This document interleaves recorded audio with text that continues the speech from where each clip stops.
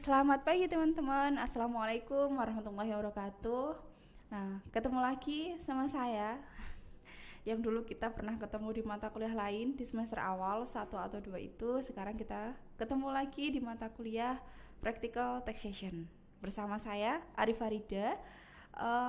Selama 1 semester ini teman-teman, kita akan bahas tentang teori yang dulu pernah didapatkan teman-teman di taxation di semester 2 kalau nggak salah. Nah, kita sekarang mencoba mengimplikasikan atau mempraktekannya di kasus pajak ini gitu ya. Nah, dulu mungkin udah pernah tuh coba menghitung PPh 21, 22 atau berapa gitu ya.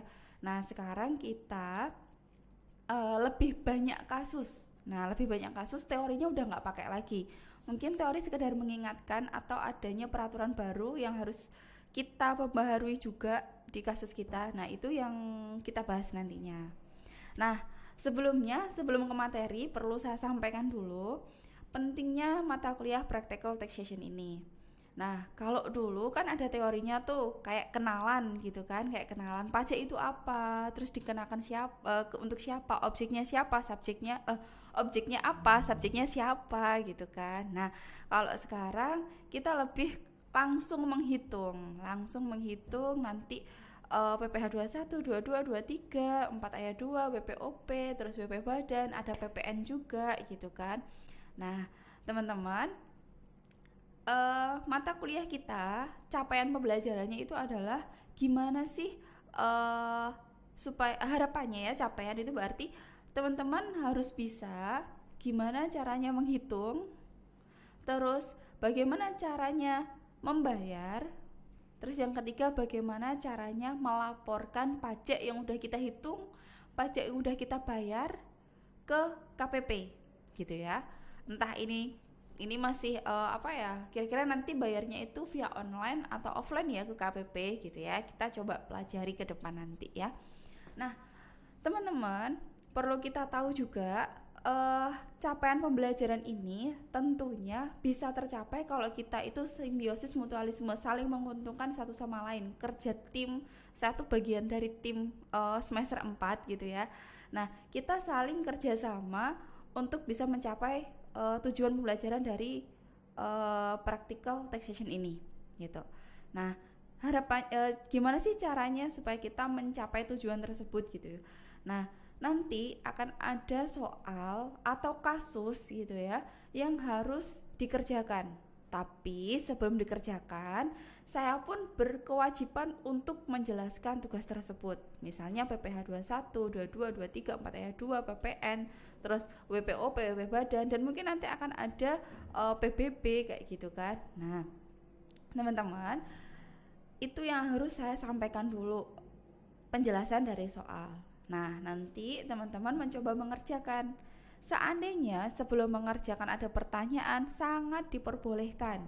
Seandainya setelah penjelasan nggak ada pertanyaan, sebelum mengerjakan nggak ada pertanyaan, tapi setelah mengerjakan, wah Bu, kok ada seperti ini, cara mengerjakannya gimana, cara menyelesaikannya seperti apa, boleh banget ditanyakan ya, boleh banget ditanyakan seperti itu. Jadi kita diskusi untuk menyelesaikan case ini. Jadi kita kerja tim, ada yang menjelaskan, ada yang mengerjakan. Kalau ada yang tanya, kita coba jawab. Seandainya kalau ada pertanyaan yang tidak bisa saya jawab, maka akan jadi PR buat saya. Saya akan coba belajar lagi sama dosen-dosen lain atau sama orang lain kayak gitu ya. Nah, teman-teman, kita adalah tim. Jadi untuk mencapai tujuan atau mencapai capaian pembelajaran practical taxation, kita harus kerjasama. Intinya itu ya. Seandainya nanti kalau ada kasus, saya mohon untuk dikerjakan. Nah, terus nanti di mata kuliah ini juga kita akan sepakati kontrak kuliah kita maunya seperti apa gitu ya. Nah, langsung aja ke subbab pembahasan dulu. Nah, setelah saya menyampaikan capaian pembelajaran, terus pentingnya tadi ya, practical taxation itu kita itu lagi mencoba mengimplikasikan teori yang dulu pernah dikasih. Tujuannya apa? Sebelum terjun ke lapangan. Nah, sebelum praktek di lapangan tentang pajak, kita setidaknya belajar beberapa case dulu. Seandainya nanti kalau udah benar-benar prakteknya di pajak, teman-teman kerjanya di pajak sudah nggak terlalu kaget lagi gitu ya, sudah sedikit punya poin-poin seperti apa sih cara menghitungnya, seperti apa sih cara membayarnya, bagaimana sih melaporkannya, setidaknya sudah sedikit punya pandangan gitu ya, kayak gimana cara menyelesaikan masalah tentang pajak ini gitu. Nah, subbab yang akan kita bahas ada beberapa poin, sebenarnya ada 9 lebih ya tema kita, tapi 7 ini yang penting dulu yang perlu saya sampaikan. Nanti akan ada PBB, PPN kita pecah dari 3, PPN DM dan lain-lain nanti formnya. Terus nanti PPh 21 itu juga ada beberapa lagi case-nya di lapangan seperti apa. Jadi 7 bab ini bisa berkembang biak menjadi banyak gitu ya. 7 bab ini bisa berkembang biak menjadi banyak. Nah, subbab yang pertama itu adalah PPh 21. PPh 21 ini nanti bisa jadi PPh 21 untuk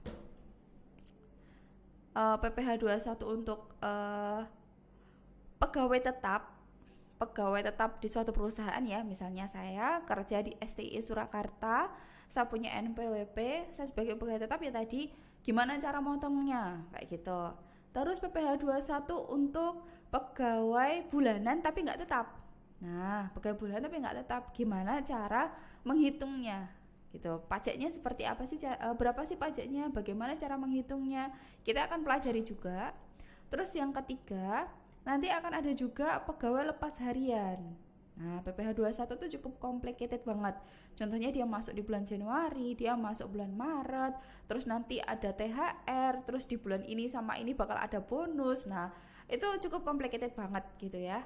Nah, tapi secomplicated apapun kita coba nanti lewatin. Kalau ada yang masih bingung dan lain sebagainya sangat boleh ditanyakan. Kita bentuknya adalah diskusi ya teman-teman. Jadi nanti akan ada modul. Nah, modulnya ini saya kasih per babnya dulu. Jadi untuk PPh 21 mungkin nanti saya akan kasih case-nya itu untuk PPh 21 misalnya pegawai tetap. Nah, itu silahkan dipelajari. Ketika kita ketemu minggu depannya, kita sifatnya adalah membahas case-nya itu, gitu ya. Jadi bukan untuk pembahasan lagi karena teorinya udah dapet kan. Jadi bukan bahas soalnya ini seperti apa, tapi kita lebih membahas jawabannya seperti apa, case-nya di lapangan seperti apa. Jadi bisa seperti itu, terutama nanti kalau ada teman-teman yang udah pernah terjun di bidang perpajakan kayak gitu. Terus PPh 22, seperti apa sih PPh 22? PPh 23, 4 ayat 2. Nah, 4 ayat 2 itu nanti ada beberapa pasal-pasal di dalamnya juga. Terus SPT tahunan WPOP itu yang seperti apa gitu ya, WP badan. Nah, SPT ini surat pemberitahuan, jadi kayak kita tuh udah menghitung, kita hitung nih, terus habis itu kita bayar, kita setorkan, setelah itu kita ngisi SPT. SPT itu wajib kita laporkan. Seandainya kita udah bayar tapi belum kita laporkan dalam bentuk SPT, bisa jadi itu dianggap belum melengkapi berkas atau kepatuhan pajaknya itu masih belum gitu, karena belum dilaporkan. Jadi walaupun udah bayar kan dia nggak tahu itu siapa yang bayar gitu kan. Nah, itu untuk subbab kita ya, untuk subbab kita. Terus selanjutnya tentang kontrak kuliah. Nah, kontrak kuliah ini yang nanti saya akan tanyakan ke teman-teman di kelas. Nah, tapi saya akan melakukan beberapa penawaran. Hal yang nggak bisa dinego, tawaran kok bisa dinego ya. Poinnya adalah UTS, UAS, tugas, kuis, dan etika. Nah, ini saya akan tawarkan 5 poin ini. Untuk yang wajib ada itu adalah UTS sama UAS dengan besaran 25%. 50%-nya bisa bentuk tugas, kuis, atau etika gitu ya. Bisa bentuk tugas, kuis, atau etika yang nantinya akan saya coba negosiasi sama teman-teman di pertemuan 1 ya.